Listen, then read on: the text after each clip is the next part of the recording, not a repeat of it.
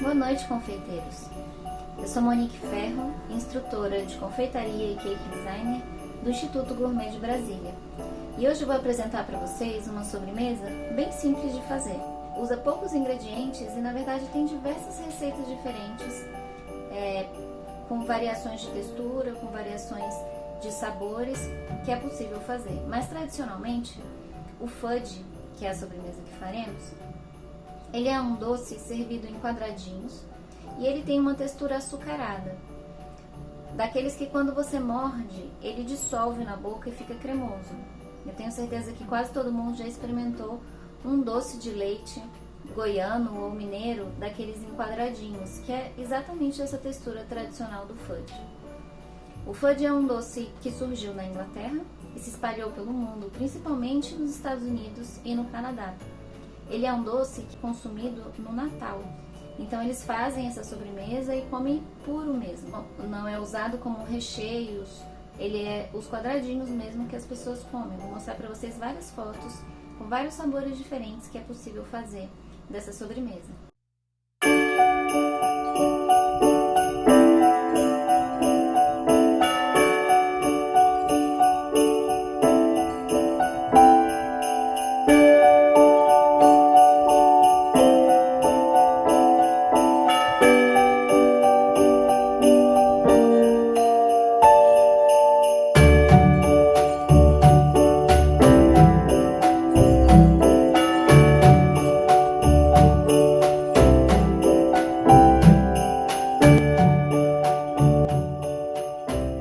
Hoje a gente vai fazer uma variação. Eu quero uma textura mais elástica, uma coisa mais cremosa para rechear um bombom ou para rechear um ovo de Páscoa. Agora que a gente está próximo da Páscoa, é uma excelente opção para vocês usarem como um recheio diferente do mercado, que a maior parte das pessoas colocam brigadeiro ou colocam algum creme. Então é um recheio diferente que vocês podem usar e super simples de fazer. Além da receita, a gente vai falar um pouquinho também sobre as reações de caramelização e a reação de Maillard, que são reações muito famosas na gastronomia. Nossa map já está pronta. A gente vai usar um fogão, uma panela, uma espátula. Essa espátula que tem um cantinho mais fino, que é bom para a gente raspar os cantos da panela, para evitar queimar o açúcar. A gente vai usar 180 gramas de açúcar. Estou usando refinado, mas poderia ser qualquer açúcar, menos o açúcar impalpável, porque o açúcar impalpável tem na sua composição também amido de milho. A gente vai usar leite, tenho 100 ml de leite, 150 gramas de chocolate branco, 30 gramas de manteiga e sal. Vou usar um sal rosa do Himalaia, porque eu não tenho flor de sal, mas poderia ser flor de sal, que ficaria melhor ainda.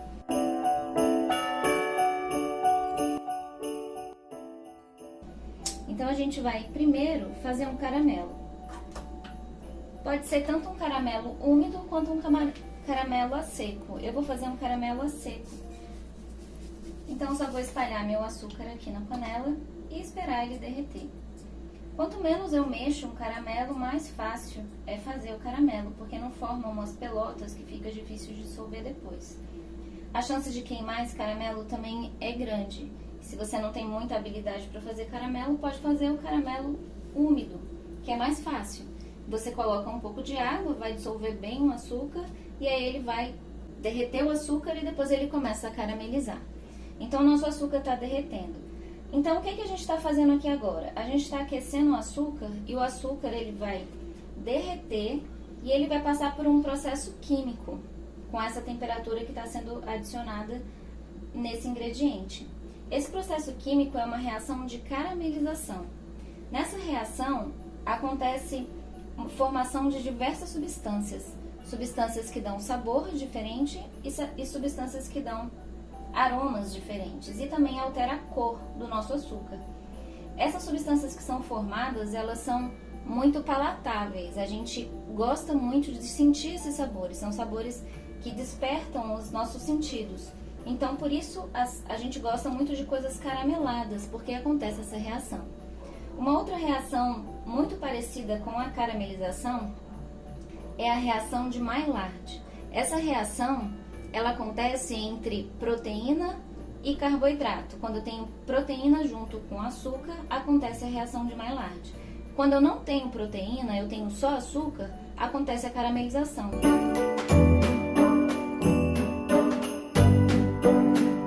Mas são reações parecidas e as duas liberam uma quantidade enorme, centenas de substâncias diferentes que são captadas pela nossa língua. E aí a gente consegue sentir mais sabores do que o ingrediente antes de passar por esse processo. Um exemplo da reação de Maillard é um bife, por exemplo, um bife que forma aquela casquinha crocante, aquela casquinha em cima, marrom mais escuro, ali aconteceu uma reação de Maillard. Ali gerou uma série de sabores diferentes, aromas diferentes e também mudou a cor. Formam várias substâncias que têm a cor preto, marrom e vermelho e por isso dão aquela cor. Um outro exemplo é o pão também. O pão forma uma crosta em cima e a proteína que tem do glúten, que tem na farinha, ela reage e forma aquela casquinha que ali acontece também a reação de Maillard. E aquele cheiro do pão é um resultado dessa reação. A nossa reação aqui agora é uma reação de caramelização, porque eu não tenho proteína, eu tenho só açúcar, mas eu também formo uma série de substâncias diferentes. Então aqui no meu caramelo eu vou puxando para o centro o açúcar que derreteu e jogando o açúcar que ainda está em pó para a lateral, porque nas laterais a minha panela, como é um fogo a gás, vai aquecendo mais rápido nas laterais. Então a gente vai derreter esse açúcar, depois a gente vai adicionar a manteiga e o leite, e esse processo tem que ter muito cuidado porque a geração é muito quente, né? O açúcar derrete a uma temperatura muito elevada, então isso aqui vai estar uma temperatura muito alta.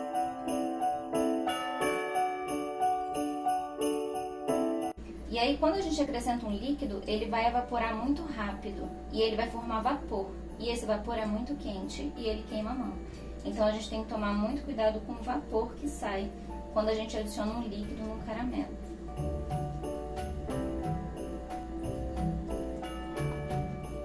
Agora o nosso caramelo está quase derretido, eu abaixei o fogo, ainda tem alguns pedacinhos, só vou dar mais uma misturada. E agora eu vou entrar com a manteiga primeiro. Eu prefiro entrar com a manteiga porque ela solta menos vapor e aí com isso a chance de eu me queimar é menor. E com isso o caramelo já começa a diminuir a temperatura. Então essa manteiga vai dissolver aqui e aí vai ficar mais difícil desse açúcar cristalizar novamente.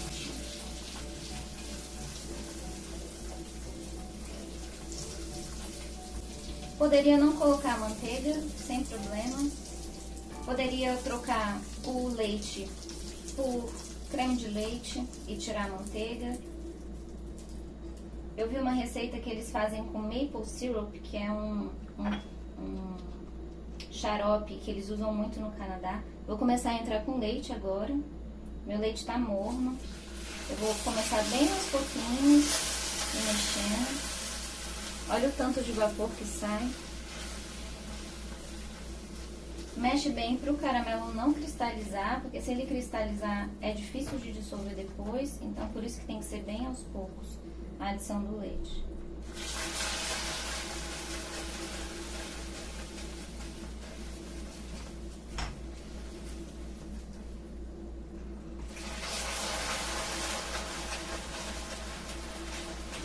Agora que já esfriou um pouco, eu vou voltar a aumentar um pouco a temperatura para não correr o risco dele cristalizar.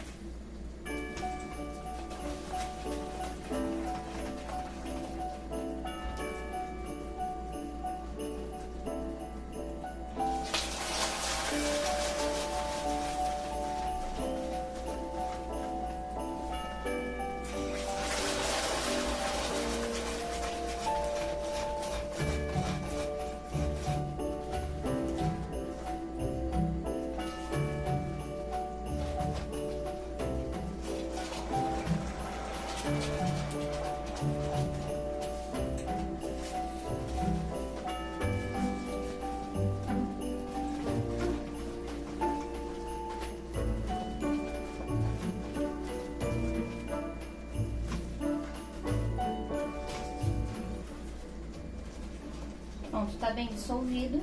Eu agora vou apagar o fogo, que isso aqui tá bem quente.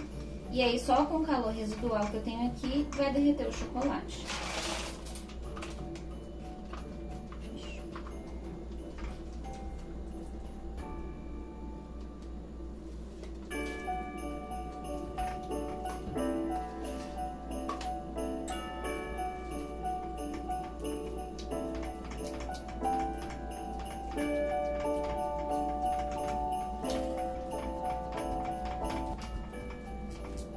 Um refratário aqui que já tá untado com desmoldante.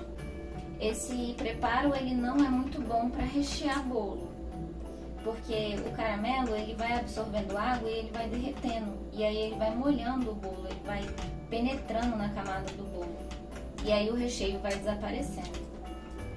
Mas é muito bom para rechear bombom, para fazer montagens de taças de sobremesa, para montar tartes, para uma série de outros preparos, ou para comer puro, né?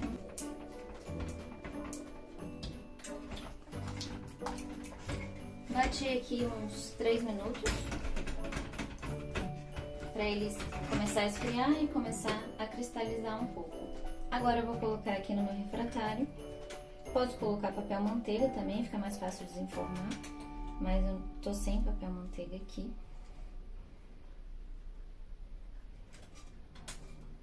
E aí, para finalizar, a gente vai colocar o sal. O sal com caramelo dá um contraste de sabor muito bom, porque o caramelo é muito doce e o sal completa esse sabor, ele equilibra esse sabor. Então eu vou pegar um pouquinho desse sal, como os grãozinhos estão muito grandes, eu vou amassar um pouco.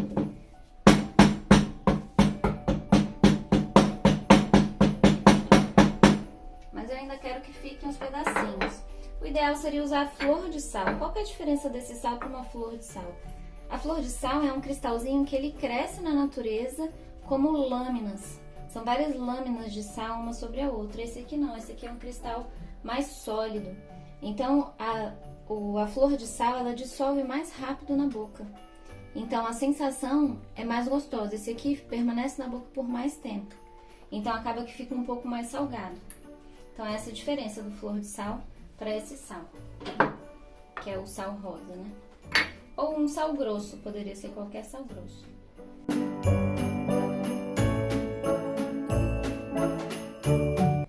Eu vou pegar os grãozinhos um pouco maiores, não vou usar essa quantidade de sal, que é muito sal. Só vou salpicar aqui por cima um pouquinho de sal.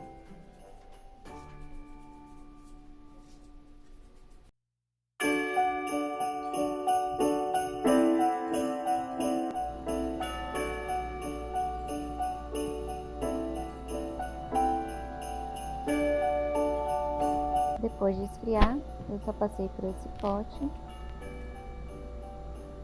E agora é só degustar.